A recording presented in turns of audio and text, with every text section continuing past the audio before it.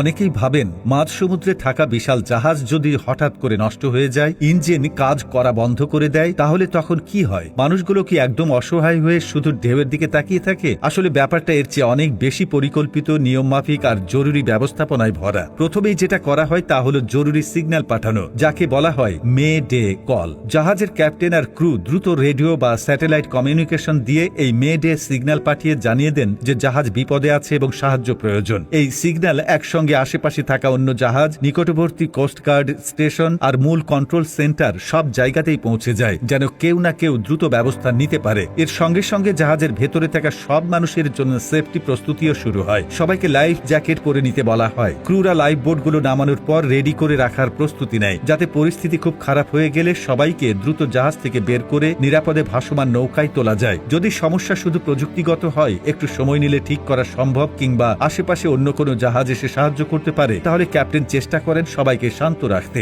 কারণ আতঙ্ক ছড়িয়ে পড়লে বিপদ আরো বাড়ে। কিন্তু যদি ইঞ্জিন একেবারেই ফেল করে যায় আর চালু করার কোনো উপায় না থাকে, তখন জাহাজ সম্পূর্ণভাবে সমুদ্রের ঢেউ আর স্রোতের হাতে ছেড়ে দেওয়া অবস্থায় থাকে। ইঞ্জিন না থাকায় তাকে নিয়ন্ত্রণ করার মতো কিছু থাকে না, সে ধীরে ধীরে স্রোতের টানে একদিকে ভেসে যেতে থাকে। বন্ধুরা, আমাদের ভিডিওগুলো আপনি কোথা থেকে দেখছেন তা জানিয়ে দিন কমেন্ট বক্সে। পরবর্তী ভিডিওতে আপনাদের ধন্যবাদ জানাতে ভুলব না। আবহাওয়া যদি শান্ত থাকে, সাগর যদি তুলনামূলক স্থির থাকে, তাহলে কিছুটা স্বস্তি থাকে যে অন্তত বড় ধরনের দুলুনি নেই। কিন্তু যদি সেই সময় আবহাওয়া খারাপ হয়ে যায়, গভীর সমুদ্রে ঝড় শুরু হয়, প্রচন্ড ঢেউ একের পর এক এসে জাহাজটাকে কাত করতে থাকে, তখন ঝুঁকি অনেক বেড়ে যায়। এই অবস্থায় উদ্ধার কাজ শুরু করলেও কোস্টগার্ড বা অন্য জাহাজের সেখানে পৌঁছাতে সময় লাগে, কারণ সমুদ্রের মাঝখানে পৌঁছানো মানে কয়েক কিলোমিটার না, অনেক সময় কয়েকশো কিলোমিটার দূরত্ব পাড়ি দিয়ে আসা, আর এতে ঘন্টা নয়, কখনো কখনো পুরো 1-2 দিনও লেগে যেতে পারে। ঠিক এ কারণেই প্রতিটা বড় জাহাজের স্যাটেলাইট সিস্টেম, শক্তিশালী রেডিও নেভিগেশন টুল আর নানা ধরনের সেফটি